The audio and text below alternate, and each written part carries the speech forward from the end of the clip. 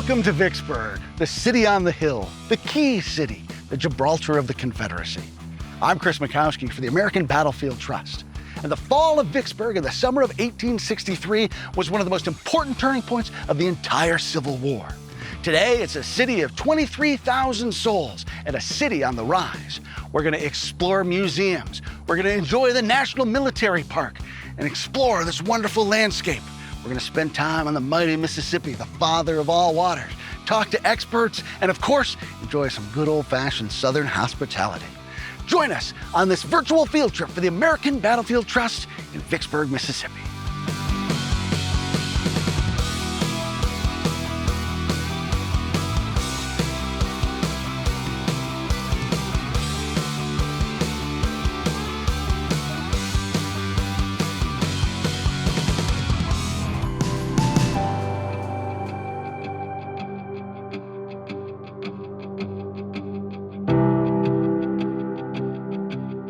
Well, the city of Vicksburg was founded by and named for the Reverend Newitt Vick. He was a Methodist minister from Virginia who around 1815 first viewed the Father of Waters from the heights on which the city now stands. But the city itself was incorporated in 1825 and is the county seat of Warren County. By 1860, in the outbreak of the Civil War, Vicksburg was the second largest city in the Magnolia State, boasting a population of roughly 5,000 souls.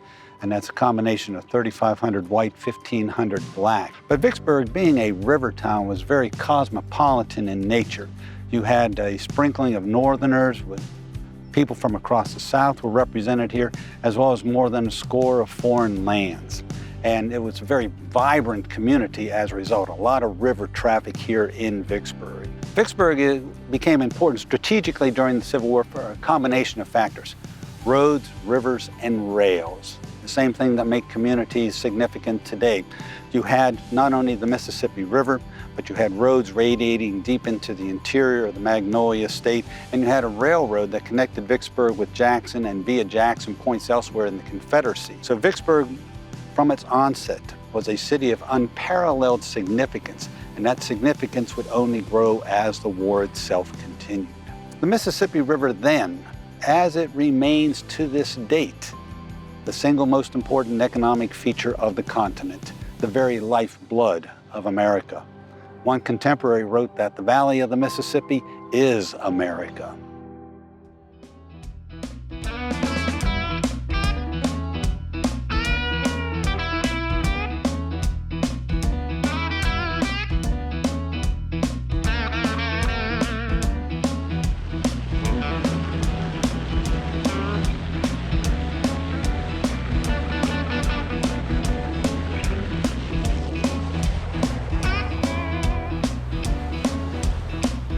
You can't come to Vicksburg, Mississippi without experiencing the river. So we're out enjoying the Mississippi River.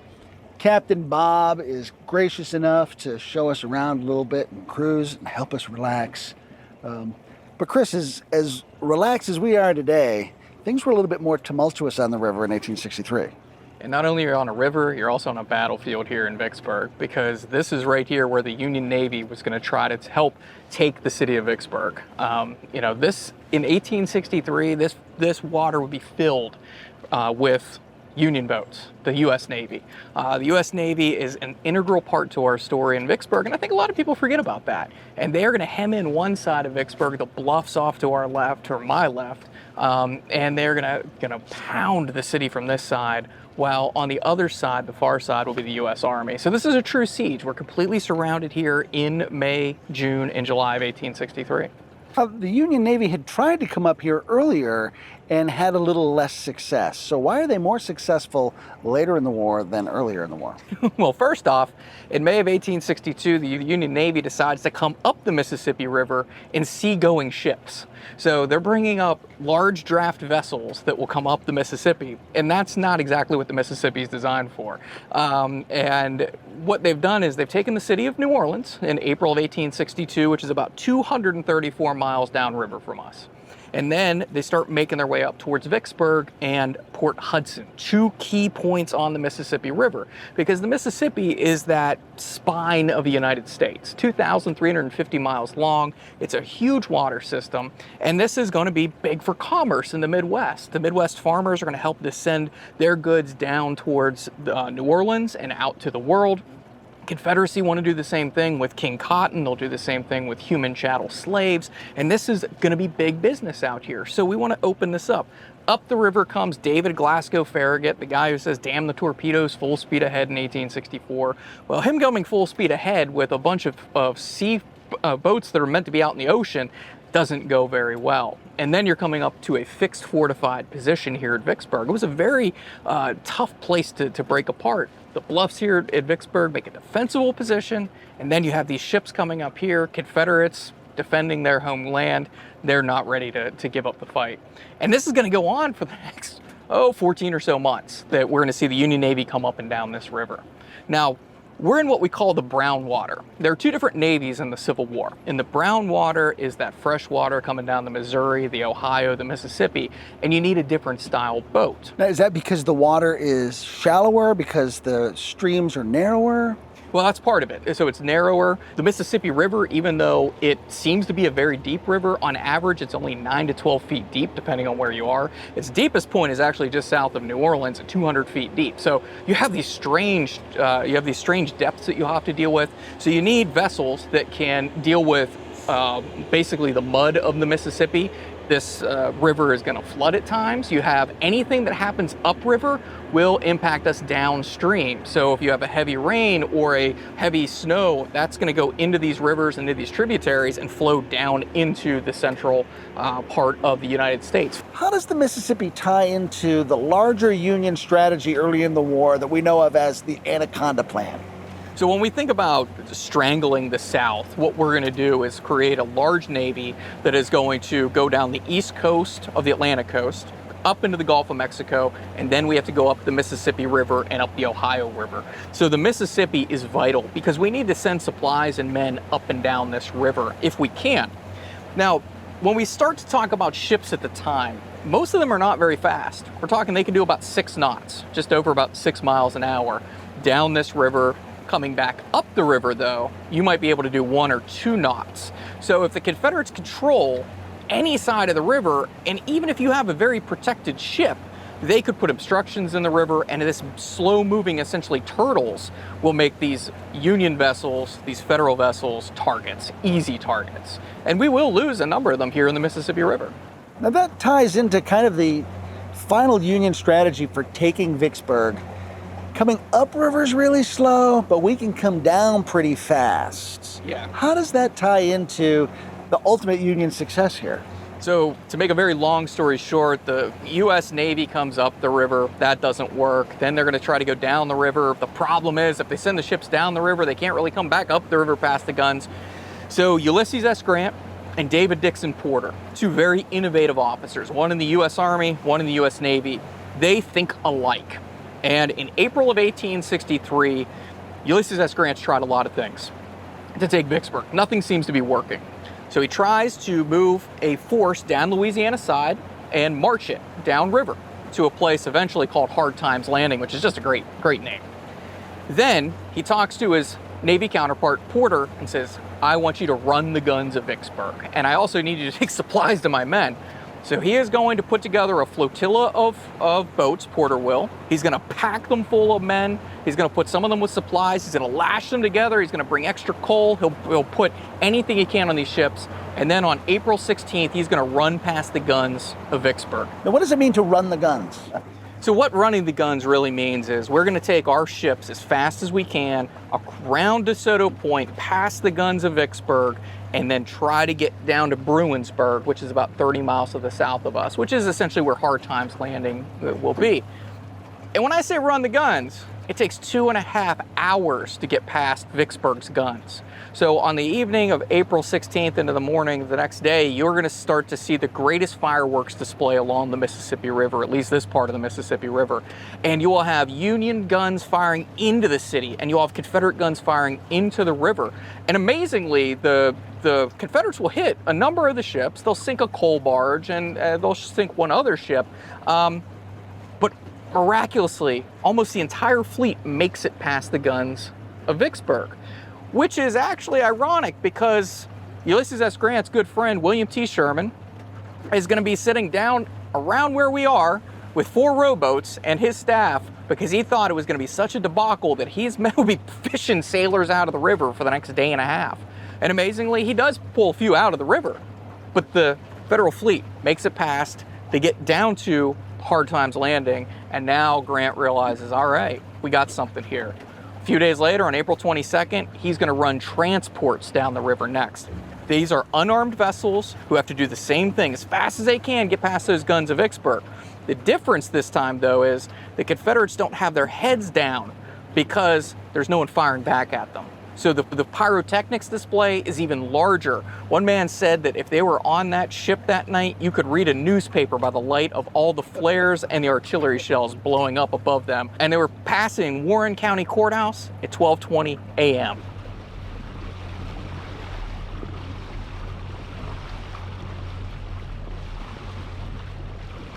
Porter runs the batteries, he gets down and links up with Grant. What's the fruit of all of that activity? Yeah, the Navy actually comes back upriver, some of them, some come downriver, and they converge on Vicksburg because the Union Army is going to move inland and then out towards Jackson, Mississippi, that is the state capital, and then move back towards us. And now on the other side of the city of Vicksburg is the Union Navy. So during this 47-day siege, we're going to bombard the city from both sides. Unfortunately, the civilians are caught in the middle. Amazingly, only 12 or so civilians are killed and about 24 or so are wounded during this 47-day siege. But many people move out into the hillsides, literally digging caves into the hillsides here in Vicksburg to tunnel into the earth to find protection. We're running out of daylight and we want to get off the river before it gets dark because, as Captain Bob says, it can get dangerous out here. It's been a wonderful time out on the river. Thanks for being out here with us. Let's head back to land.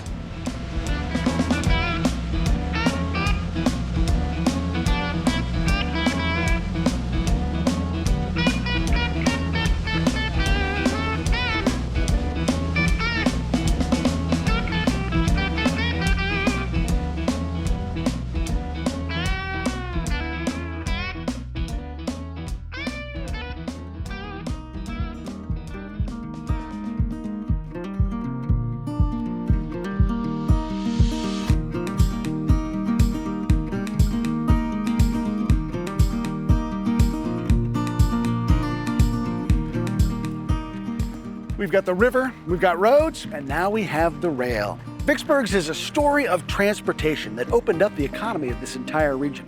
We're here at the Old Depot Museum, the site of the old Yazoo and Mississippi River Valley Railroad, to explore some of that train history.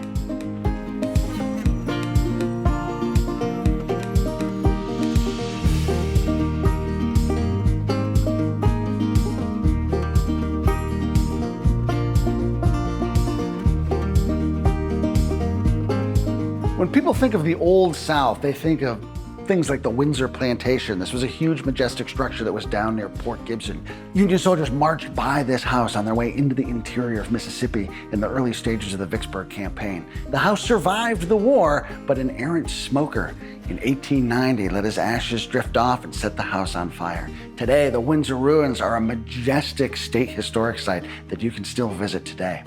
As we go deeper into this room, we see a really neat educational tool called the diorama. So as we stand here and look at this diorama, there are 2,300 hand-painted figures that are placed all over this to show where people were stationed and positioned at various points of the battle. All of these were locally made here in Vicksburg. They're made out of either resin or pewter, meticulously hand-painted and then placed in position to show a scene. This actually shows in the early parts of the siege of Vicksburg. So this is mid-May of 1863. And you can see different actions of the battle unfolding across this landscape. There are 1,800 acres of the park that are represented on this diorama. There are 16 miles of road. Today you can follow some of those same roads. One thing we don't see on this diorama are the modern park roads, because this is trying to capture what was taking place in 1863, not what visitors see today. So a diorama provides a really cool way for us to see the battle, something that took place over huge distances and huge amounts of time compressed into a place where we can see the action unfold around us. Keeping with our theme of transportation, another cool component in this room is this display of ships and boats that were here on the Mississippi River at the time of the war. And of course, the Confederates in particular didn't have a navy at the time, so they converted a lot of boats into ships of war. So there's a great display over here that shows those different sorts of boats that were here. Here we've got some of the city-class gunboats that the Union used, including the USS Cairo. We're gonna see that in person and see this small little ship in large size. The Train Museum is one of the original depots here in Vicksburg. This building dates back to the early 1900s. In fact, the ticket counter right over here to my right is absolutely original. And as we come in here, we can see that we have trains galore.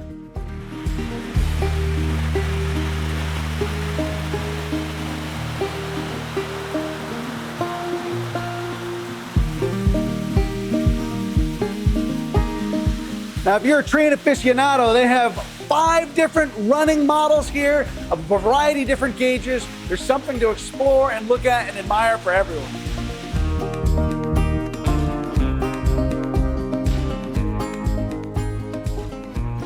Vicksburg National Military Park is one of the 5 crown jewels in the crown of the National Park Service Civil War units. It's one of the original 5 battlefields that was preserved in the late 1890s. Vicksburg, Gettysburg, Chickamauga, Chattanooga as one park, Shiloh, and Antietam were all the 5 put together. And Vicksburg really is the farthest west unit. And it encompasses 1,600 acres, more than 1,300 monuments and memorials. And pound for pound, it is probably the most memorialized piece of battlefield ground in the United States, if not the world.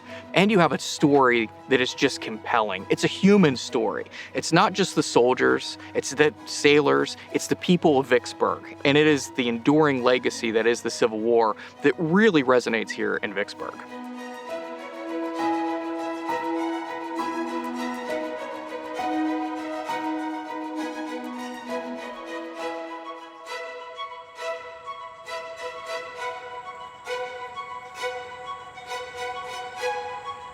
In 1917, Congress set aside $150,000 for a 4-day reunion for Civil War veterans here in Vicksburg.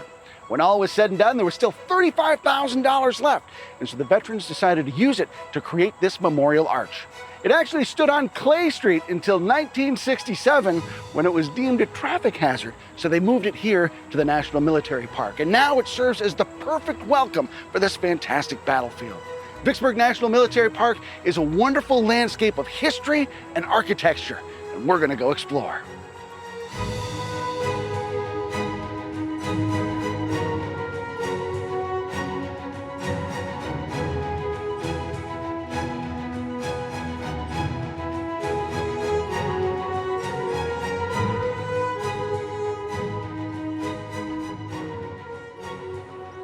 Chris? Is that you? Tim Smith! What are you doing here? How you doing, man? Great to see you, pal. Good to see you. Good to see you. Tim Smith is one of the preeminent historians on the entire Vicksburg campaign. This is great. So, Tim, I'm just exploring these reproduction fortifications, looking at the artillery piece. Do you mind showing me around a little bit? Not at all. Be glad to. Wow. Now, of course, the cannon caught my eye immediately. What can you tell me about artillery here at Vicksburg? Well, artillery is very important. Of course, big guns shoot farther than small arms from shoulder weapons. And so the more of this you have, the more you're going to be able to shoot farther and tear up more stuff that the enemy has. And so the Union forces actually use a lot of artillery to just pummel the Confederate fortifications over there. Confederates, which we're kind of depicting here in this reproduction earthwork, don't do so much with artillery because they get shot down very quickly. And in fact, some accounts say they load it during the night and take advantage just one shot during the day. That's all they got, and because they don't want to, get out in front of the enemy and get shot reloading and all of that. So on the Confederate side, not so much, but Union side, they just absolutely pummel the Confederate fortifications here. Now, how come we would have our artillery behind these big walls? Don't I want them out in the open so I can see what I'm shooting at? Well, you have what's called an embrasure, which is this opening in the fortifications here so that you can fire out that. And what you would do, you would run it up, of course, as you get ready to fire. You can see that it's kind of angled on each side so that you can angle the gun exactly where you want it. But even that, will limit a little bit of where you are able to fire. But there's several pieces all along the line, so you can cover a lot of the different areas, approach areas, and so on. So basically, these walls serve as protection, Absolutely. And then these openings allow me to fire out from behind it. This is kind of common sense. You don't need a West Point education to know to get behind something when somebody's shooting at you. And so as the Civil War progresses, early in the war, you don't see a lot of fortifications, certainly not like this, but as the war progresses, they start figuring out, we better build something to get behind so that we don't get our head shot off. And even then, sometimes if you stick your head up like you just did, you'll get it shot off. So it's very dangerous. Tim, can we walk a little closer to the fortifications? Sure. And maybe tell me how they built these? Well, the Confederate fortifications were largely earthen, backed by wood like this, and they're certain and get really technical in terms of siege warfare and gabions and fascines and sap rollers and all that kind of stuff. But you did want some shoring to make sure the thing doesn't implode or fall down, especially with all the cannonballs hitting it and so on. So you'll put some backing up. Something similar to this. Oftentimes it was wood, oftentimes it was maybe cane or something like that. And it's just simply to make sure it doesn't fall down. You would see these become very formal and very elaborate throughout the course of the siege as the Confederates move into their works and Federal works as well. This is home. This is where you live. And you don't want to just live in a mud hole, and you want to take care of it as much as possible and make it as comfortable as possible. So you build fairly elaborate works like this because they're here for 6 weeks. This siege lasts for 6 weeks, and so this is home. So you're going to make it as comfy as possible. For the civilians that live around here, there are numerous reports of Confederates burning houses down in between the lines, immediately in front of their lines, because they didn't want the enemy to be able to inhabit those or to shelter in those or to hide in those. So they would burn people's houses down. And so, you can imagine if you're a civilian here in Vicksburg or on the lines at Vicksburg, and all of a sudden your house is burning down because it was in the way. The war hits a lot of different people in a lot of different ways, and very little of it is good, but sometimes it's necessary. So when we go out into the park and we see earthworks, this is like miles and miles of this kind of stuff. Absolutely. These are large armies. The Confederate Army will number on paper around 30,000. Inside Vicksburg. Grant captures 30,000. Most of those are not on the line itself. A lot of them are sick, several thousand are sick, and they would try to rotate troops in and out a little bit as best they could, but they couldn't always do that. So sometimes you were just stuck for weeks on end out here in these fortifications. But to get, tens of thousands of troops inside Vicksburg and manning these lines, that's going to take a long, these lines are, miles long, 7-8 miles long. Wow. Well, I want to go explore the battlefield. Do you have time to come with me? Absolutely, be glad to. Oh, fantastic. Let's go. All right.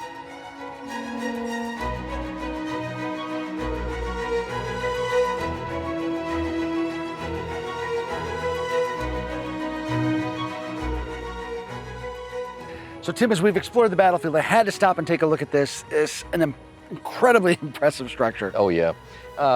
Illinois Monument, modeled after the Pantheon at Rome.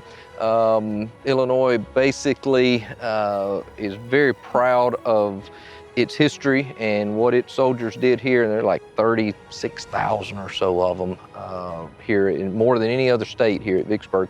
And so they actually go to the point where they inscribe every single name of every Illinois soldier that fought here on bronze tablets inside the monument there, all the way down from the lowest private all the way up to the commander-in-chief himself, Abraham Lincoln. Wow. It's larger than any other monument on any other Civil War battlefield that I know of, a Revolutionary War or anything like that. So Can we go very explore? impressive. Absolutely. Wow.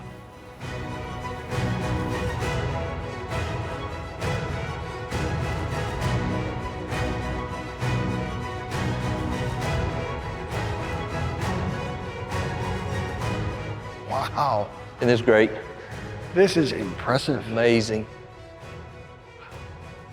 And there, Lincoln and Grant, as soon as we come in. The forefront of the whole thing that you see, and then you see lesser officers, of course, but this is sort of a monument to Lincoln as well, with the inscriptions. I don't know if you saw them on the outside, from his second inaugural, with malice toward none, with charity toward all.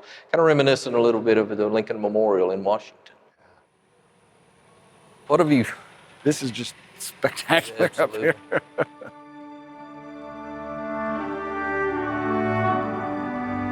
Well, the Vicksburg campaign extended for more than 18 months. Key players would be changing throughout that time period.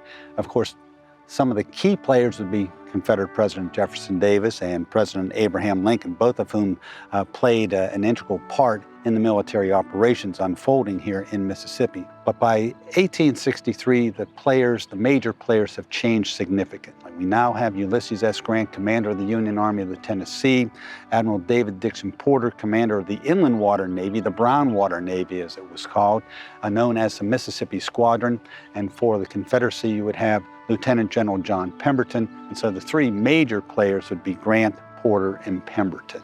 Grant is this Ohio-born man of modest means who didn't make much of his Army career and eventually went down to the lowest of the low, selling hats, selling firewood on the streets. And this is just years before he would be commanding an army of 5,000, of 10,000, of 100,000, to all the 2 million men in the Union armies to President of the United States. And Vicksburg is really one of the key moments that rocketed him to fame.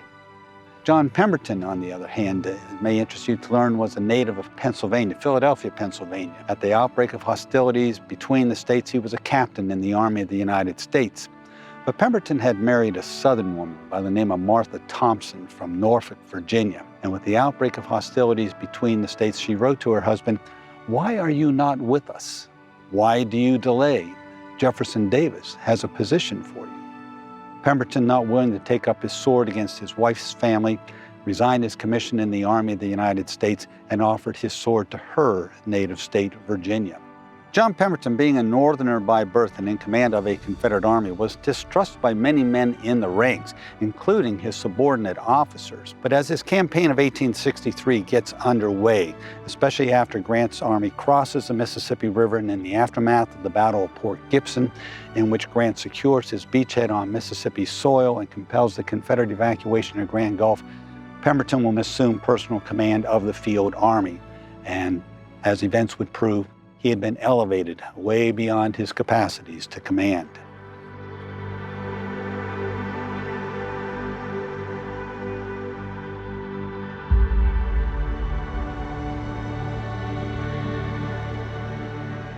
So tell me a little bit about Grant's inland campaign to get to Vicksburg. Well, it totally defies all the rules of war, for one thing. Grant goes south of Vicksburg, crosses the river there, and then comes up behind Vicksburg. And they're marching on the roads of the day are not, they're not even this good, gravel. They're just paths through the woods. And Grant will march northward to the capital of Mississippi, Jackson, and then he will turn westward and move toward Vicksburg. And we are actually standing in the Jackson Road that connected Vicksburg and the Mississippi River with Jackson. And of course, the roads in those days were like the interstates of today. You know, that's how you get around, that's how you get to where you're going and so on. So the Union Army would utilize the roads. So it all has to do with transportation and so on. But Grant will march miles and miles and miles just to get to Vicksburg.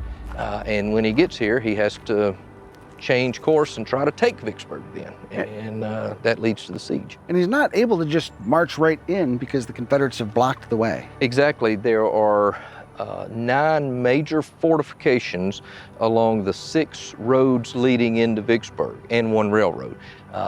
And again, the importance of the Jackson Road here, this is the only one that has actually 2 fortifications guarding it. All the others have just 1. This one has 2, so this tells you the importance of the Jackson Road entrance into Vicksburg. Wow. So is there a way we can see how the lines sort of stretch out in opposition to each other? Yes, we'll have to go to a little higher ground. Can't see much down in this cut, but let's go up there and we'll see a little better panorama of the siege.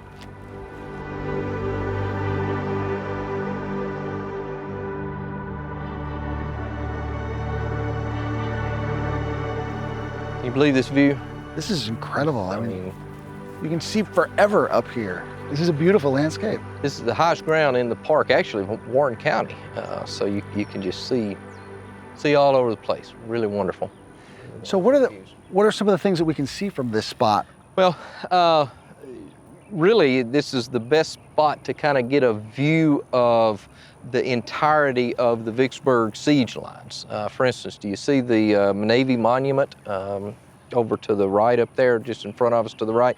That is actually the right flank of the Union siege lines. That's the right side. That's the right side. Confederate left, Union right. If you look across way in the distance in the haze over there, the grain elevators over on the river. Now that's a little farther down than the bridges, but basically that is the left flank of the Union siege line. So from there, wraps around in kind of a crescent moon all the way down to the river, from river to river, you know, some 8 or 9 miles, which is very extensive. When you come to Vicksburg, it's layer on layer of what happened here. And if you look out, you know, you just see monuments and all over the place.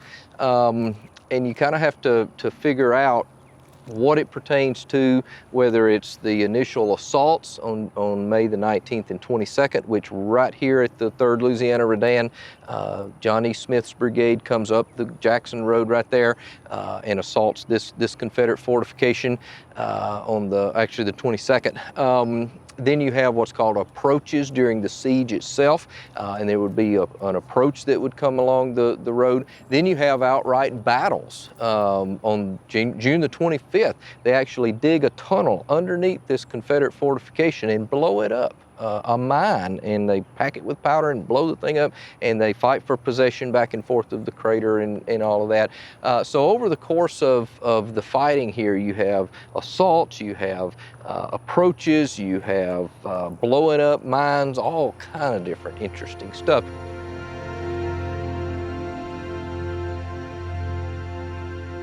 One of the most famous photographs from the siege of Vicksburg takes place here at the Shirley House. And to tell us all about it is National Park Service Ranger Taylor. Hi, Chris. Thanks so much for having me here. Yeah, thanks for being here. We're so excited to see you here. We're delighted to be here. What can you tell me about the Shirley House?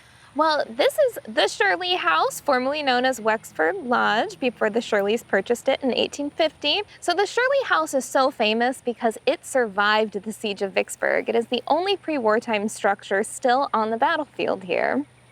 Now, why was it captured in the photograph?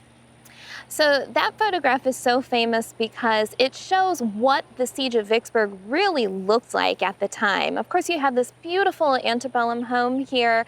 At the time, it would have been not in the city, but outside of the city in the countryside. If you had been here before the siege, you would have seen orchards and vegetable gardens and cows roaming around everywhere. It was really very picturesque. But when the siege made its way here, and we had the Confederate Army retreating after the battles of Champion Hill and the Battle of Big Black River, and they're fleeing down into their fortifications, they are ordered to burn every single building and structure that sits in front of that fortification. This, of course, is so that the Union Army has nowhere to hide and nowhere to seek refuge in. So as everything is burning down all around them, a Confederate soldier comes up here to the Shirley House with his lit torch and is getting ready to set the home on fire when Miss Adeline Shirley, she runs out the front door onto this very front porch that we see right here, and she begs and pleads with that soldier, please do not burn down my beautiful home. My family's in here. I can't lose this. And as she's begging and pleading with him, all of a sudden, they hear a shot ring off. And the Confederate soldier in front of her, he falls to his knees and he is shot and he crawls off. And they turn and they look down this road here, which is called Jackson Road, one of the main roads into Vicksburg. And what do they see but Union sharpshooters coming right up the road? So because Mrs. Shirley begged and pleaded, she bought herself that right amount of time to save her home here. She runs back inside, holds herself up. The Union Army figures out that she's in there, and they move her and her family into one of those very famous caves out in the backyard before they take this over as a headquarters building for the 45th Illinois Infantry.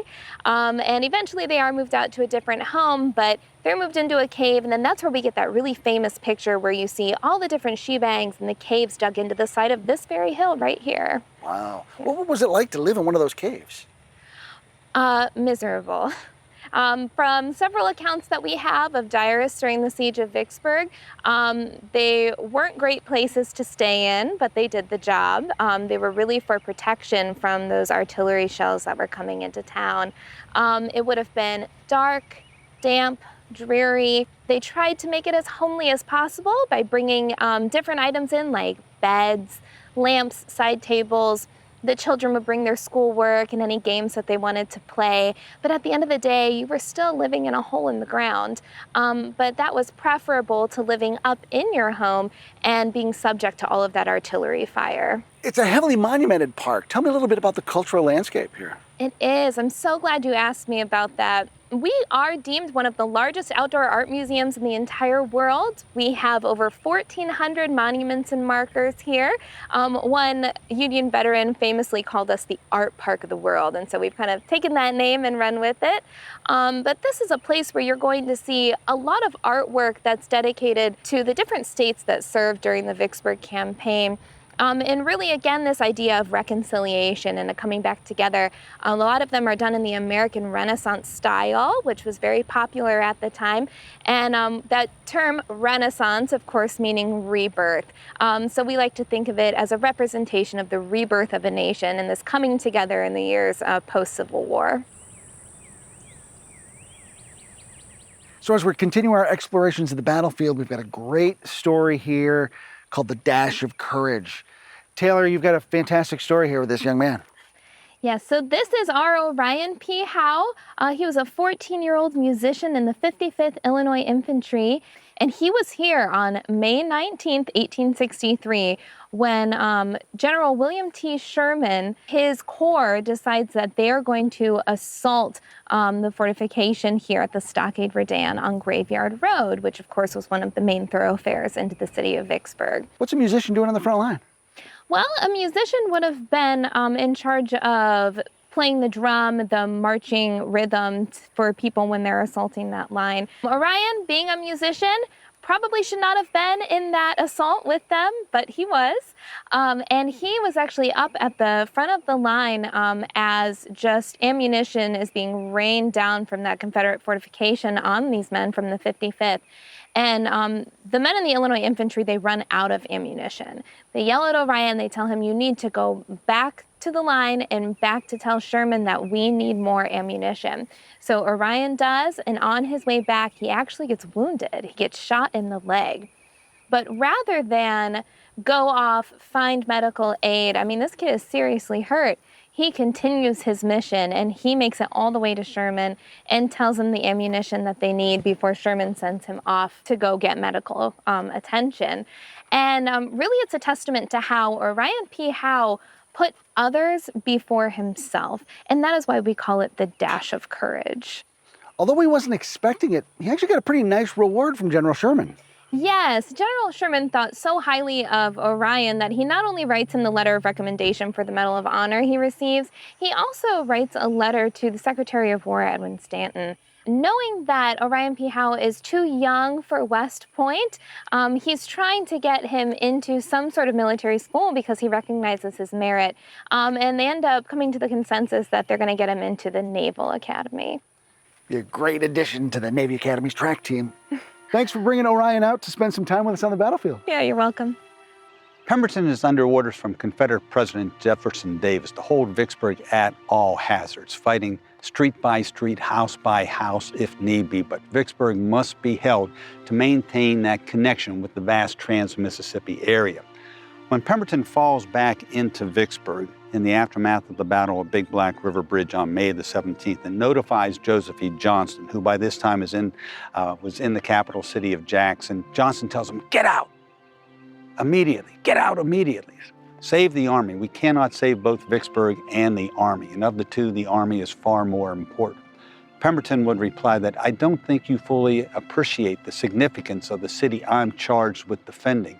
My orders from a higher authority, Jefferson Davis, are to hold Vicksburg, and I intend to do just that, and I will await relief. I submit to all of you that it is at that point in time that Joseph E. Johnston completely writes him off." Joseph E. Johnston realized that Vicksburg could be for the Confederates not a Gibraltar, but rather a trap, and so it proved to be. Once you're in the defenses, it's great, but when the enemy surrounds you and you can't get food or munitions or anything back inside it, Vicksburg was a trap. John C. Pemberton was in the toughest of all positions. Viewed with skepticism by people of the South because of his northern birth, given an almost impossible task with not enough men and munitions to accomplish it, he had to hold out at Vicksburg. He had to make the ultimate attempt to hold Vicksburg or else he would be criticized. And yet, if he failed to hold Vicksburg, he would be criticized. And he was put in a no-win situation almost from the beginning. On July 2nd, he sends out a confidential circular to his division commanders, asking them, "What is the condition of the troops under your command?" By this time, it's the 46th day of siege. These soldiers have been subsisting on a handful of peas and rice for days. Even their water was limited to just 1 cup per man per day. And on such limited quantities of food and water, the suffering in the ranks was intense. Disease had spread like wildfires. One soldier wrote, "Take a look about you and look into the eyes of the few who remain to the end. Surely you too must sense the hopelessness of our situation in this doomed city." He mentioned that the soldiers who stand to the trenches, their eyes were glazed over. Their cheeks were hollow. You could count their every bone. He said they have given up all heart for the fight, and what is worse, they seem to have lost their very souls. Pemberton replied, "Then I have no recourse but to surrender the city, and I would rather die 1,000 deaths." He said, "I know my people," meaning the Northerners. He said they are a vainglorious and egotistical lot, and they will give anything if the city is to be surrendered on the great national holiday of July 4th. And with that in mind, he would send out a flag requesting a meeting with Grant. But Pemberton would tell his subordinates that he was well aware of the ignominy and shame that would be heaped upon him by history for surrendering the city, and just that very thing has happened, and to this date, Pemberton has still been relegated to virtual obscurity. Vicksburg National Cemetery is the final resting place for some 17,000 United States soldiers, including thousands of United States colored troops. Of those soldiers, some 13,000 of them are unidentified. The Union soldiers that are buried here came from all aspects of Grant's inland campaign through Mississippi. This peaceful garden cemetery serves as the final resting place for these men and provides a poignant juxtaposition against the chaos, confusion, and tragedy of war.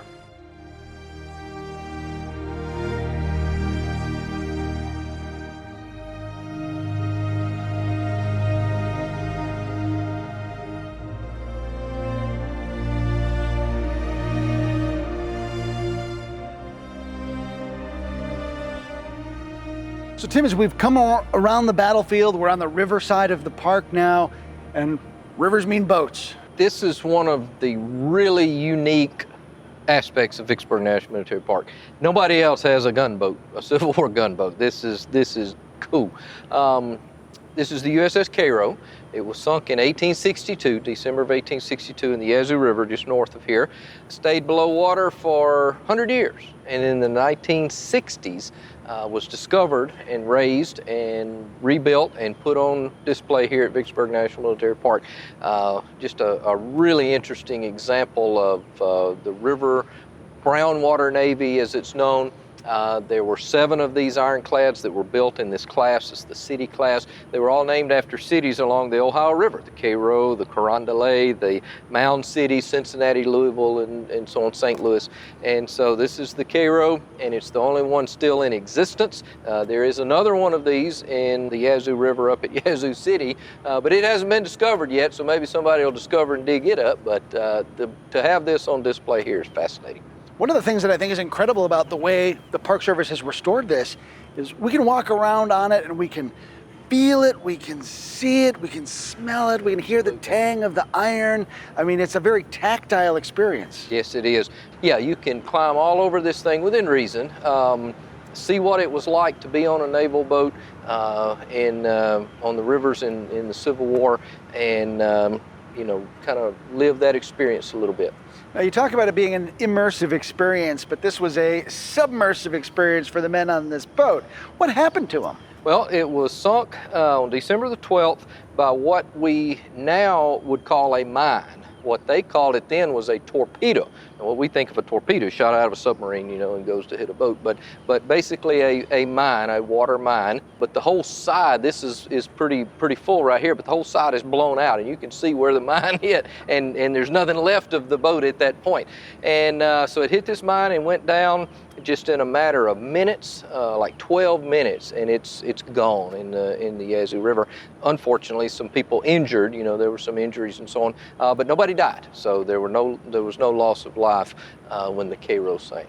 I think Ranger Taylor is waiting inside for us. Can we go take a look? Absolutely, let's go.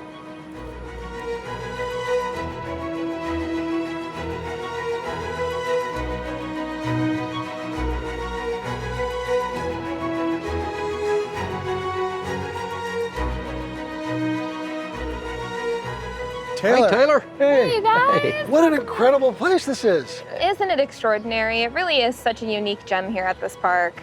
Do you have a favorite story from the Cairo? I do actually have a favorite story, and it involves a young man named George Yost. He was 14 years old, and he served as a seaman aboard the USS Cairo. He was there when it was at Memphis, and he was also there on December 12th, 1862, when the Cairo hit that dreaded Confederate torpedo. And luckily for us, George Yost kept a diary of his time aboard the USS Cairo. And it is because of this diary that we know so much today about what life was like aboard the ship, and a lot about that explosion that happened as well. It's because of him that we know what the crew was doing at the time.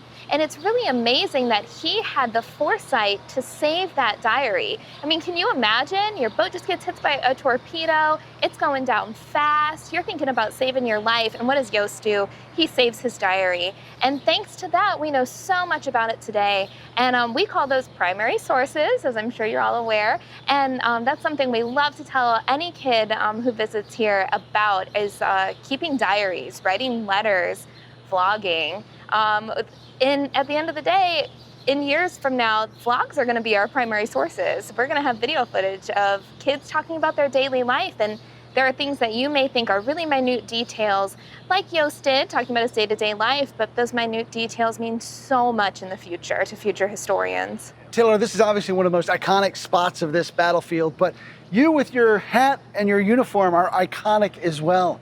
What's it like to be in your shoes? Yes, the uniform and hat, very iconic to a National Park Service ranger.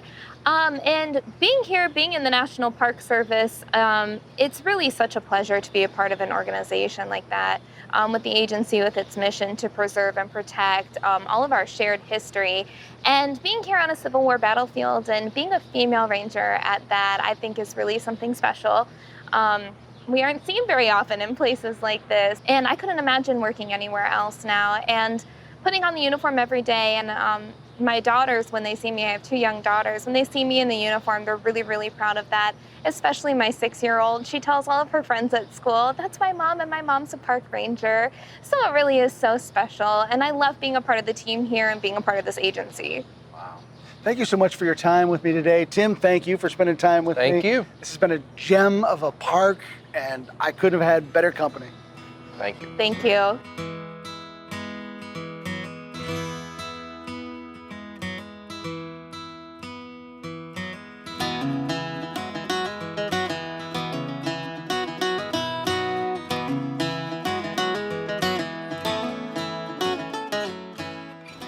It's time for lunch, and that means some good old-fashioned Southern home cooking here at the Walnut Hills restaurant. Best fried chicken in town, I'm told. I'm here to meet up with my friends Gary and Chris for lunch, but first, I'm gonna sit a spell on the front porch.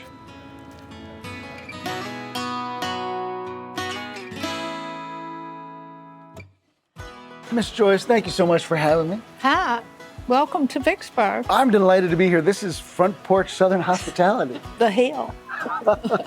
So tell me about Walnut Hills. 1980s, a lady named Kim Ferris started this with all Southern, what we call nowadays farm-to-table food, served on a round table. All guests sat together, whether they knew each other or not. It was very successful.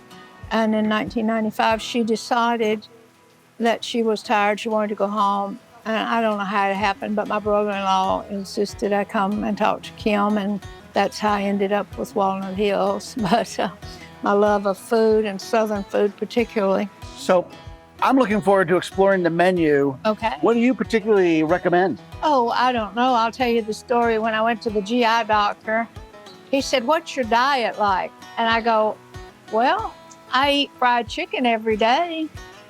And the GI doctor looked at my husband and went like, "Is she telling the truth?" He went like, "Yeah, she eats fried chicken every day." It's one of my favorites. And we do a good job with that. Although we serve a lot of fish dishes and shrimp and Gulf Coast cooking. Our gumbo's very well received. A lot of different things like crab and corned bisque. But I think fried chicken overall, as I look at the data every night, that's generally the most plates we serve is fried chicken. Now, if I decide that I've left room for desserts, Oh, you don't know about our cakes and pies? We have a pastry chef that makes cakes, and Miss Hersey makes the cobblers. so how important is food to Vicksburg? Oh, I think it's everything you do circles around food. Every meeting you go to, you got to figure out what you're going to serve or who's going to bring what. And it's always a labor of who brought that? Man, that's good. You know, I think it's the backbone. During the siege, you know, there was no food except peas, and they would make coffee parching the peas, I think, and different things. And I think after that, was major. You said you've got a great chef in the kitchen with you, too. Miss Herdicine Williams, she's been here since the day it opened with Kim. And then when I came, she and I had known each other and been friends. And she's still in the kitchen. Well, I'm looking forward to becoming part of the family by having some delicious lunch.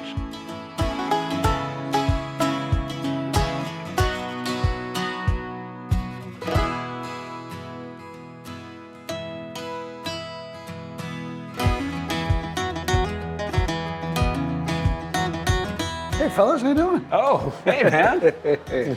Finally get here. You've been busy in Vicksburg. Vicksburg has been fantastic. I mean, this place continues to amaze me. I'm surprised you didn't invite half the town out with you, as everyone's opening their doors for us. Give it a few minutes. It could be they're going to It's show that up. Southern hospitality, I'm telling you.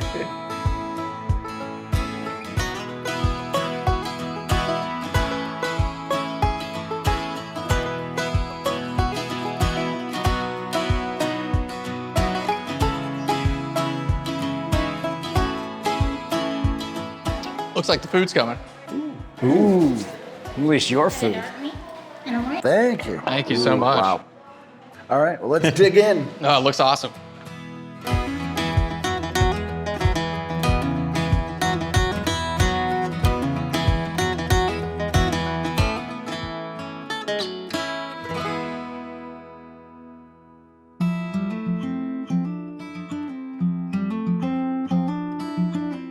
When we think of the siege of Vicksburg, we often think of the 77,000 Union soldiers on the outside of the city and the 33,000 Confederate soldiers that were in the city. But we often forget about the 4,000 civilians that were trapped between the armies, and they were under intense pressure. Union gunboats on the Mississippi River constantly bombarded the city. Union artillery outside the city also threw shells in here. We know of at least 12 people who died and dozens of others who were injured, and civilians themselves went to the caves outside the city for protection. Of course, Vicksburg today has recovered from that bombardment. A quaint city of 23,000 people, it offers plenty for us to explore downtown. As we walk around in this Mississippi sunshine, we might want to stop for a Coke and a smile. In fact, Coca-Cola was first bottled in Vicksburg, Mississippi back in 1894.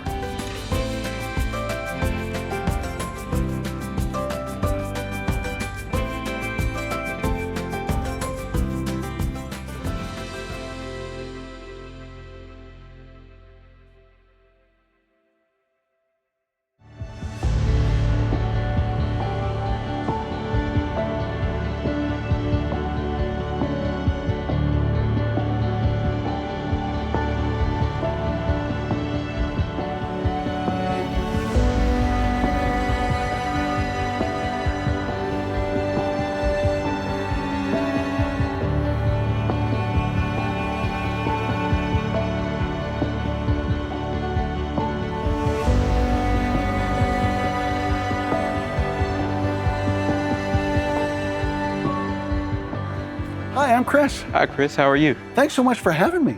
Tell me a little bit about your museum. Absolutely. This is the Vicksburg Civil War Museum, and we have a ton of artifacts to look at, and I'm excited that you're here today to look at them. I am delighted to be here. This is an incredible collection of stuff. Can you show me around? Absolutely.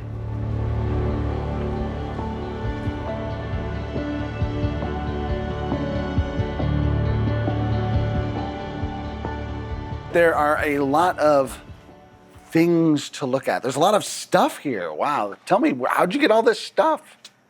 I'm friends with guys on the Antique Roadshow, and I go to a lot of Civil War shows that specialize in Civil War artifacts, and I pick up things at the Civil War shows. So is this then your personal collection? Yes, this was at my house, and until my mean wife made me get it out of the house. Well, I suppose it's a lot of stuff to dust, so I wouldn't want it in my house either. Absolutely. So, but aside from just having a room full of stuff, like you've displayed this in a way that's going to help tell a story about the Civil War. What is it you want people to understand by looking at your collection?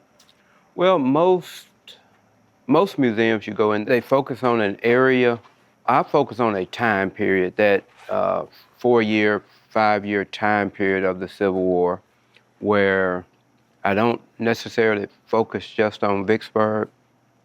I try to show artifacts that were used during that time period, no matter where it was. So you'll see stuff from Vicksburg, Tennessee, other areas.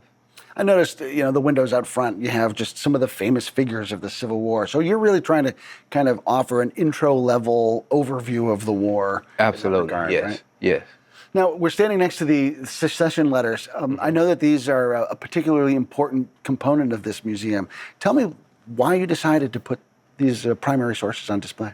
Mainly because it settles the dispute as to what was the cause of the war. These guys tell you that the reason that they're leaving the United States and to try to form their own country. So if you read the secession letters, it removes the doubt as to why they were leaving the Union. And I think, I used to say that the war was caused by slavery, but really the war was caused by secession. Secession was caused because of slavery. The number one thing I would always hear was that this war had nothing to do with slavery. At the time, I didn't know, and I really didn't care. I was more interested in the artifacts. But as I started researching, the word slavery kept popping up. And it wasn't until I got to Mississippi's secession letter that, wow, wait a minute. There's a big difference in not having anything to do with slavery and reading Mississippi's secession letter. So I started researching and looking for the other secession letters of the southern states, and I found that what I was being told was just not correct. I know that one of your main goals is for people to come into your museum, look around, and make up their own minds based on their experience here. Correct, absolutely. Tell me a little bit about that. Well, if you use the primary sources and not, there's a lot of good historians that write books, and if you read some of the books, you can tell if this is a Southern author or a Northern author. So I did away with all of that and just went to the primary sources of the people of that day, and hopefully if you read the documents, you form your own opinion. One of the things I really like about some of your displays is you've got a display with music, you've got a display of camp life, and so like these artifacts tell the story of what life was like for these soldiers. Absolutely, and more importantly, you get people that, some people are interested in horse items, or some people are interested in bottles, some people are interested in music. So when I first opened, I thought the focus would be on the guns. I thought everybody liked guns. That's probably the least photographed item in here. The most photographed item is these secession letters. We would encourage folks to look up these letters themselves online because Right. they're easily available for folks. It's funny that the Civil War, especially in the South, it's Southern life. It's a way of life, but probably less than 20% of the Southern people have even seen these letters. They don't even know they exist. Let's walk down here and just take a look at some of the other neat things you have on display. Okay.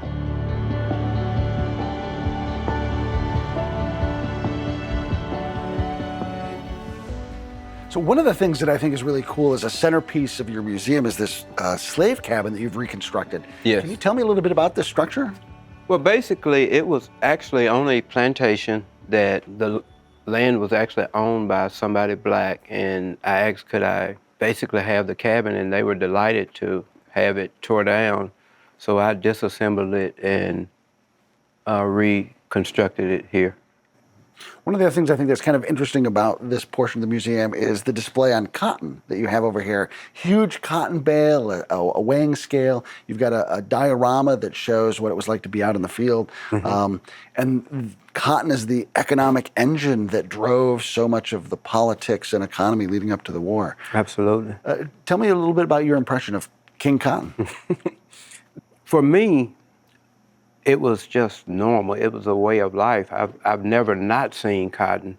I get a lot of people in here that has never seen cotton, and I'm thinking, where have you been? Are you from Earth?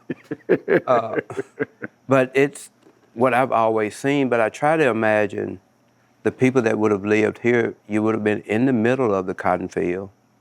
You wake up to cotton, you lay down, the last thing you see is cotton. So, and I think what people misunderstand about the South, prior to the Civil War, the state of Mississippi was the wealthiest state in the Union, and it really wasn't because of cotton.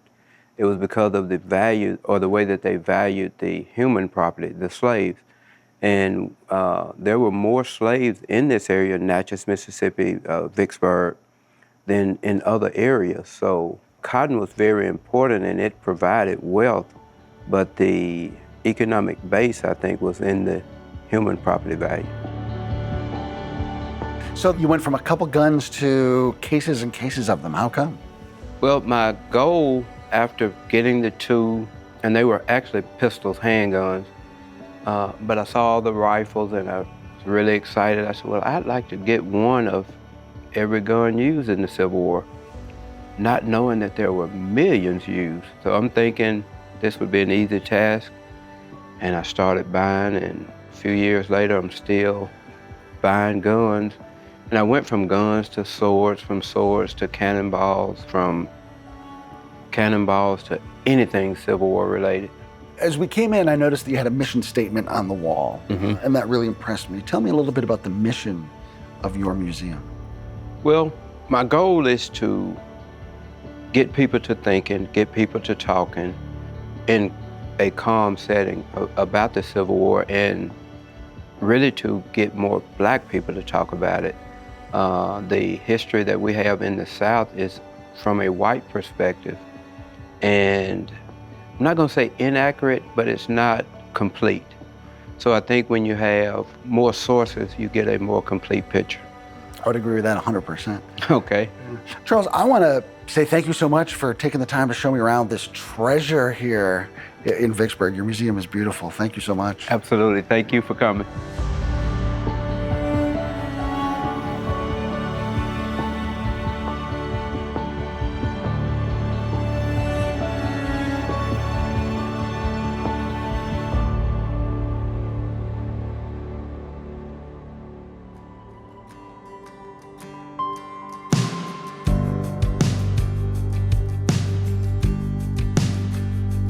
Down the street from the Vicksburg Civil War Museum is the new Catfish Row Museum. Author David Kahn has said the Mississippi Delta begins in the lobby of the Peabody Hotel in Memphis and ends on Catfish Row in Vicksburg. What is Catfish Row? Think saloons, juke joints, live music, gambling houses, and wild times all along the banks of the Mississippi River. The Catfish Row Museum explores that cultural amalgamation from music to religion to fashion to food. Southern cooking, barbecue, soul food, Jewish, Lebanese, and even Delta Chinese. The Mississippi River brought an incredible collection of cultures together in Vicksburg, and the Catfish Row Museum celebrates them all. They say every skillet has a story. Catfish Row has stories aplenty. Let's continue our explorations. Vicksburg, in conjunction with other events, would mark the turning point of the American Civil War. In July of 1863 is fought the Great Battle of Gettysburg, July 1st, 2nd, and 3rd, in which Robert E. Lee's army in Northern Virginia would be driven from the Commonwealth of Pennsylvania. July 9th, just a few days after the fall of Vicksburg, Port Hudson, Louisiana, the only remaining Confederate bastion on the Mississippi River, would fall to the Union Army of the Gulf led by Nathaniel Banks. And so President Lincoln, in very quick order, would receive three glorious pieces of news: Union victory at Gettysburg, Union victory at Port Hudson, Union victory at Vicksburg. Vicksburg literally cut the Confederacy in two. Vicksburg deprived the Confederate armies of a lot of what they needed, namely beef and salt and all sorts of other things that came out of the Western or Trans-Mississippi Confederacy. So the result of Vicksburg was wildly important and can't be overstated. It forced the Confederates to get all their stuff from somewhere else, and they didn't have good places. The heartland of the Confederacy, now caught in the coils of the giant anaconda, could not long survive.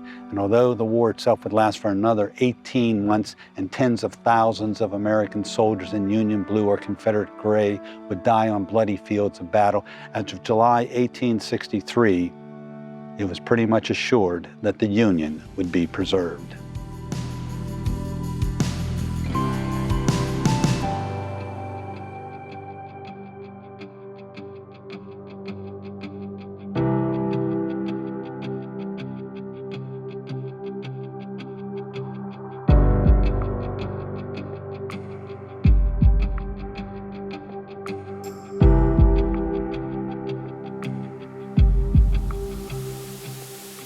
Hi, I'm Chris. Hey, I'm Jordan. I am excited to be here at the Old Courthouse Museum. What can you tell me about this place? Well, thank you, man. We're glad to have you. This is one of Vicksburg's most historic buildings in town. If Vicksburg had a combined attic, this would be it. It's a collection of all of our citizens' artifacts that they've kept over the years, all in one place. It's very eclectic, very personable. Can we go explore? Absolutely. Let's go check it out.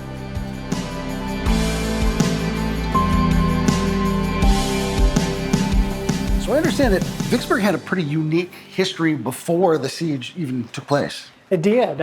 Vicksburg was one of two districts in the state of Mississippi that were opposed to secession.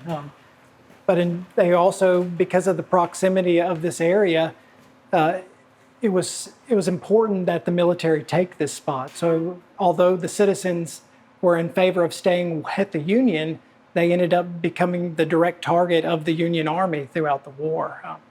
And to kind of showcase some interesting piece of history here. This right here is the July 2nd and July 4th edition of the newspaper. Now it was printed on wallpaper because supplies here in Vicksburg were very low, so this is what they were left with. And J.M. Swords on July 2nd had published an edition that went across the city, essentially saying that Grant would never enter the city, he would never catch the rabbit, and he would never dine here in Vicksburg. Well, on July 4th, they surrender the city to Grant.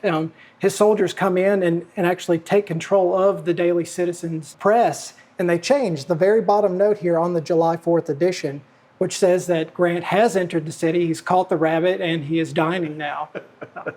He's having fricassee for dinner, isn't he? Yes, he is.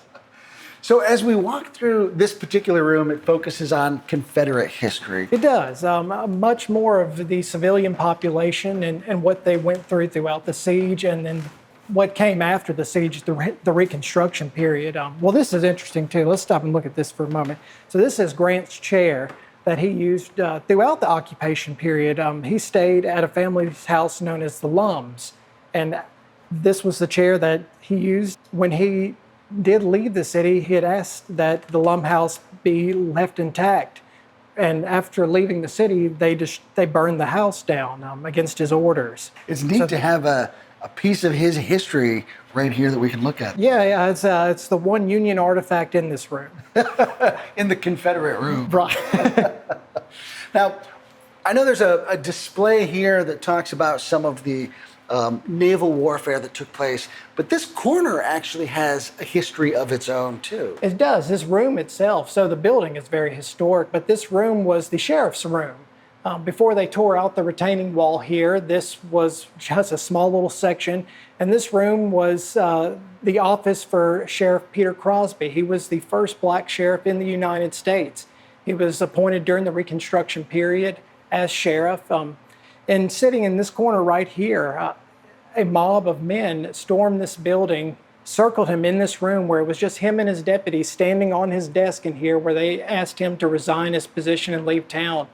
And to save his life, he did. He left immediately and was eventually sent back to Vicksburg, where another group came back in and they reinstated him into the position, and it caused a lot of tension in the city throughout that day. There were actually riots on Washington Street all throughout the city going into the night. It was a very tragic evening. Wow. And that's a part of Vicksburg history a lot of people don't really think about, is that after the siege, the city still has a life. It has to recover. Mississippi has to recover. And this building played a key role in those events. It did. This building became the headquarters throughout the Reconstruction period. It's interesting because it was Grant's primary target within the city during the siege. He had 20 batteries trained on this building, but it was also the place that he came after capturing the city and addressed his troops from here.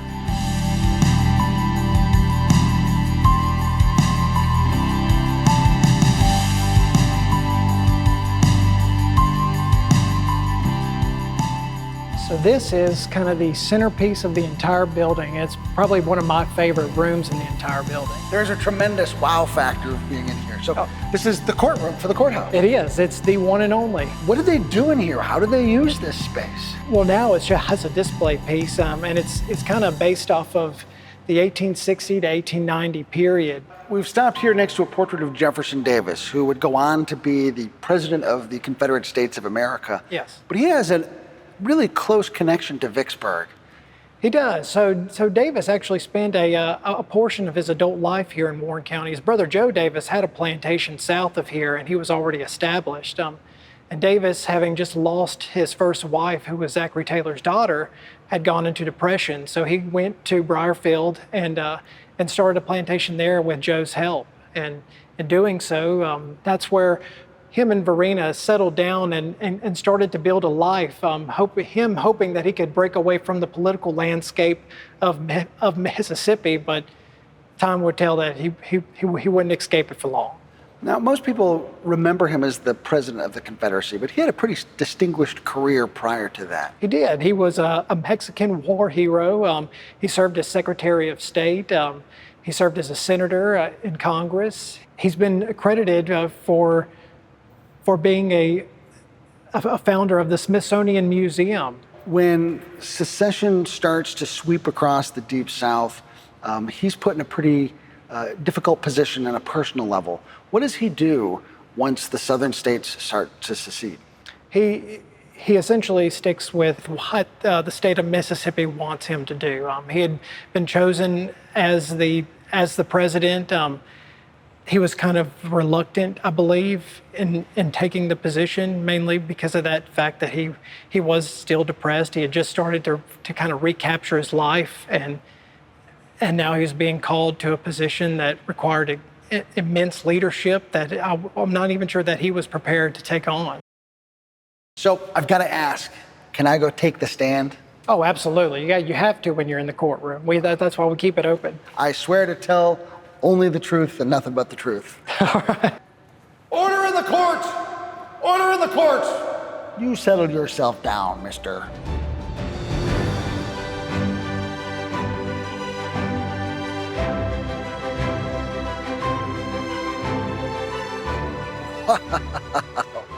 This has been one wow after another for me.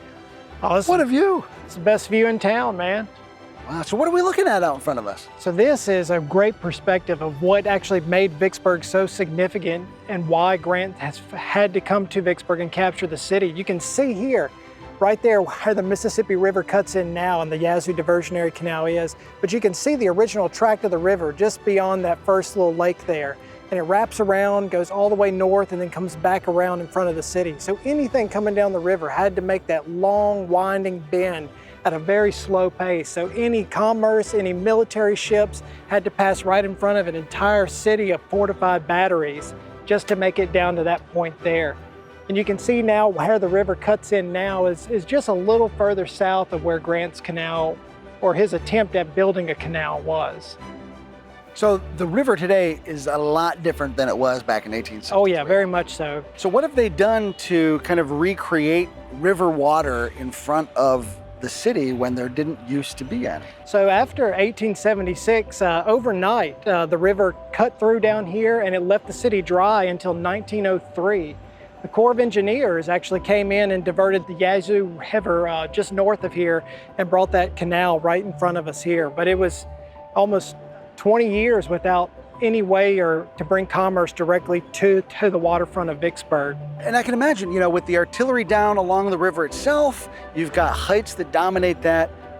It just must have been a terror to have to get past the city. Absolutely, and you can see now the vegetation's grown up so much, but all of these trees were not here at the time. This was just open delta land, and you can see for miles, you don't see any hills or deviations other than this one specific point. So that really made Vicksburg a hard target to capture. No sneaking up on anybody. Absolutely not.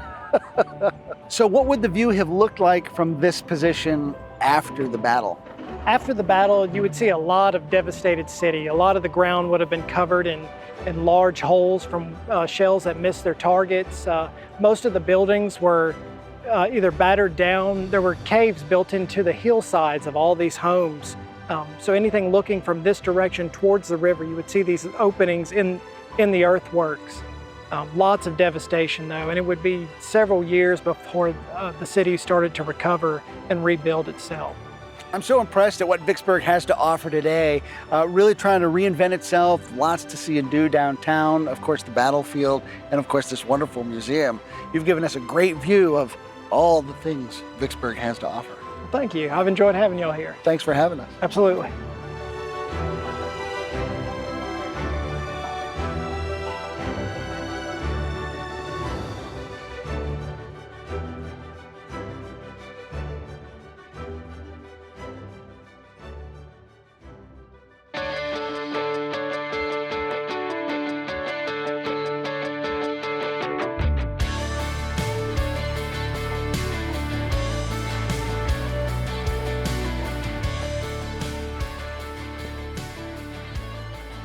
Hi, I'm Chris.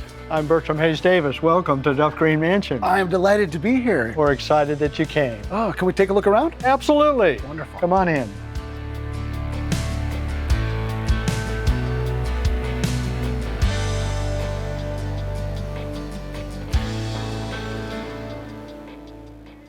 What What a magnificent house. The scale and size of this place is boggling. When this house was built in 1858, Duff was 28 years old. He had accumulated a lot of wealth by trading cotton, and he built a magnificent house. What's it for? For entertaining and for a large family. But the magnificence of this house is as you walk into this main entryway.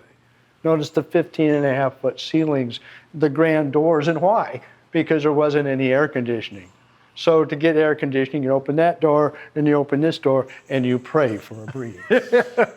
I was noticing the historically accurate air conditioning as it breezed down through here. Today we have that. You come back in August and we don't. And so we have central air conditioning, and that's part of the scenario of a modernization of a mansion. Wow, wow. So very tall ceilings, but there's a lot of building above this as well. There's another floor above this. It's 15.5 feet too. It has the 4 bedrooms that would have been in the house. Most antebellum structures have the same footprint, 4 and 4. 4 rooms down, 4 rooms up. 2 parlors, dining room, living room. Upstairs is going to be 4 bedrooms. That's the typical antebellum design, and this house is no different. Wow. And then below us?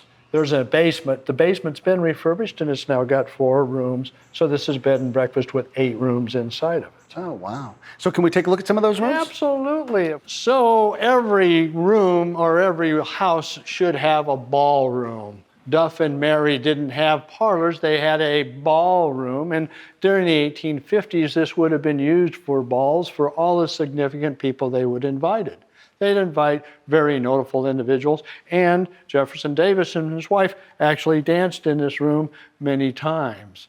This room is also now portraying a women's parlor, a ladies' parlor, because in the antebellum you would have had a gentleman's parlor on one side and a ladies' parlor on the other. This building was built in 1858, and when Duff built this building, he made a significant decision. He built this building with 3 bricks, a gap, and 3 more bricks. Not only that, when he did it, he put a kitchen inside. It's right down below us when it was built. This is actually the dumbwaiter that would bring food up. Now, most antebellum mansions that you have, the kitchen's outside. If you're going to burn something down, burn it down. So if you had been invited to Duff and Mary, you would have had dinner right here in this dining room, in a table very similar to this. You would have had between 10 and 12 people, no more than 12 people, because you can't talk to them. And they would have talked about the issues of the day. And so then after dinner, this is when the women would retire to the other parlor and the men would retire to the men's parlor. Oh yes, let's go over here to the gentleman's parlor, because as they say, there's no new ideas. This is the gentleman's parlor.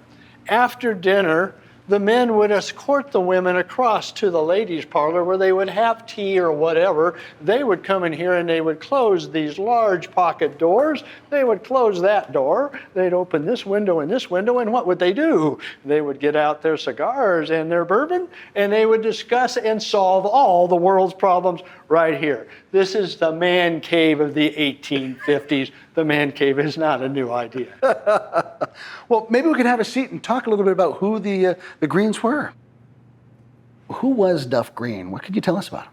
Duff Green was a very ingenious man. Matter of fact, he was a river pilot, a riverboat pilot, not just a captain, but a pilot. But his brother lived in New Orleans and he was trading cotton. And in the early 1850s, he told Duff to come to Vicksburg and start trading cotton because the railway had come. So he can move cotton east, west, and north, south. Duff was highly successful at this venture. Matter of fact, he got so wealthy, he really wanted to get married and have a house. He walked around the corner to Judge Lake and asked for his daughter's hand in marriage, Mary. And he said, yes, not only that, I'll give you this half a block to build your house on. And so he did. He built this house, and when he moved in 1858, Duff was 28 years old. Wow, wow. And it seems like he got that gift of this block, but then he gave a gift back by preserving this block, by preserving this neighborhood. Duff and Mary lived in this house since 1858. In 1863, of course, the siege started. Grant arrives, and Grant's invitation to Here I Am was the initial 10,000 rounds of cannon fire put into this house on May the 18th. This house starts to be hit many times. Duff moves his family out to a cave, but he's worried about this house surviving. So he decides to turn it into a hospital. He makes the floors a hospital, but he's even smarter than that. He wants to really encourage the Union not to bombard this house. So he goes to the front lines and gets a couple of the Union wounded and also puts them on the top floor of this mansion. And by some mannerization, he got that information to the fleet, which was down at the Mississippi River about 3 blocks from here, that if indeed you do bombard Duff Green, you will be killing your own. After that announcement, the shelling in this 6-block area decreased dramatically. Hence, we have more antebellum structures in this 6 blocks than anywhere else in Vicksburg. Wow, pretty ingenious way to save the neighborhood. Absolutely. So what happens to Duff and Mary after the war? Well, after the war, Duff becomes the wharf master. He becomes very popular. He rents this house for 2 years to the Army as a soldier's home for those that were going to go home. But later on, Duff passes away. And Mary also is with 1 child. They have 3. One's going to die after a couple of years in this house. Their son's going to die out front at 14, and their oldest daughter is going to die of a hat pin accident where she stuck her head and dies. So Mary and the Duff Green family die out. The only remnants of it are this house, and without this house, we would not have any of Mary and Duff Green. Their artifacts have vanished from the house, so there's not even a lot of specific artifacts or material culture we can touch their lives with. We don't know what they look like. There's no pictures. There's nothing. We have her signatures on some documents, but Duff and Mary themselves do not exist in reference to a visualization, but their story continues today as we bring people into this house and tell them about the house. We bring about 300 groups of tourists through this house a year. And we tell people the Duff and Mary story, even though Duff and Mary do not exist, but the house, it is what it is they built. A lot of people will have a story of their family without the house. The house is gone. This is the reverse. We have the house, but we don't have Duff and Mary or any of their descendants. Now, speaking of descendants, you have a pretty interesting family connection of your own that's deeply tied to Vicksburg. Tell us about that. I'm a great-great-grandson of Jefferson Davis, and this is his hometown. And he was very good friends with Duff Mary Green and also with William Lord at the Christ Church next door, and he visited here often. What do people ask you when they talk to you about your grandfather? Many things, like, how did he get here? They're amazed that he was 52 years before he was president. They don't know he was a West Point graduate, a U.S. representative, a senator, a secretary of war, served in the Army for 8 years, all these things they don't know. And people are astounded. They think he dropped on the face of the earth on February of 1861. They also don't know they lived to be 81 years old. Did a lot of great things for this country. The Capitol building, a lot of the expansion, the dome, was through his Secretary of War. He approved most of those things. He surveyed the route of the Transcontinental Railway to the Pacific Ocean. He helped get the Smithson gift agreed to build the Smithsonian Institution when he was a U.S. representative. So he has quite an illustrious history before February of 1861. I think people would find it interesting that, you're friends with descendants of Grant, for instance, and kind of an exclusive club in that regard. We have made friends with many historic descendants because we feel like that story is so important of their families. We have a lot of presidential descendants that we've made friends over the years at presidential reunions. We think it's important that we all share the history. We're professed to that. Dred Scott's great-great-granddaughter is a very good friend of mine. Yes. So we not only cover the presidential, but we also cover the slavery issue and the whole scenario in reference to the history of this country. I think the important thing is that we preserve history. We got to preserve our history. We got to talk about our history. We got to know our history. There's good and there's bad. There's no perfection. Vicksburg has so much history that it's unbelievable. We say to people, you have to come and spend 3 days. You have the military park, you have the battle, you have the siege, but you also have the antebellum homes, you have the Mississippi River Museum, you have all the stories that come from Vicksburg. It was the most prosperous and richest town in Vicksburg and Mississippi for many years.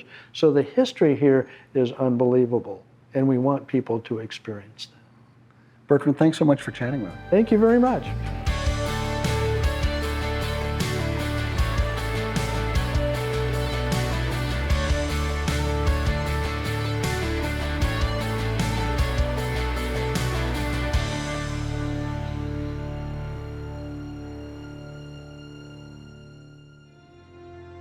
The main decisions of making the Declaration of Independence, the Emancipation Proclamation real were decided not in courthouses or Congress, but via military victory on battlefields. I think understanding how those things unfolded is wildly important to us today.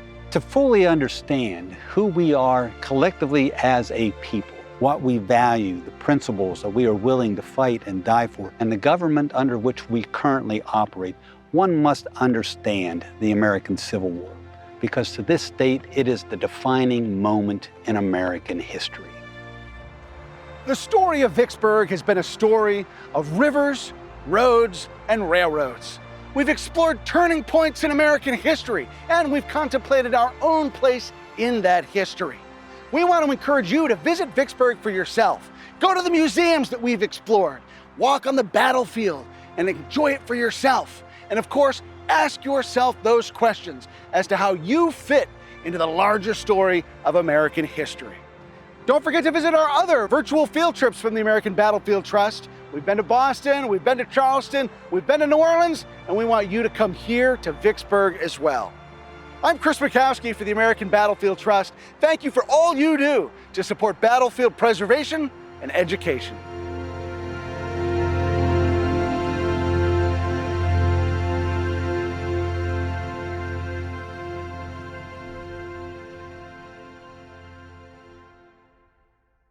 If you want the opportunity to visit some national treasures of your own, treasures like Boston, like Charleston, New Orleans, Vicksburg, Mississippi, then you can take advantage of the American Battlefield Trust virtual field trips. And if you'd like to go in person with your students, you can apply for field trip grant funding for the American Battlefield Trust. I'm Chris Mikowski for the American Battlefield Trust. Thanks for all you do to support battlefield preservation and education.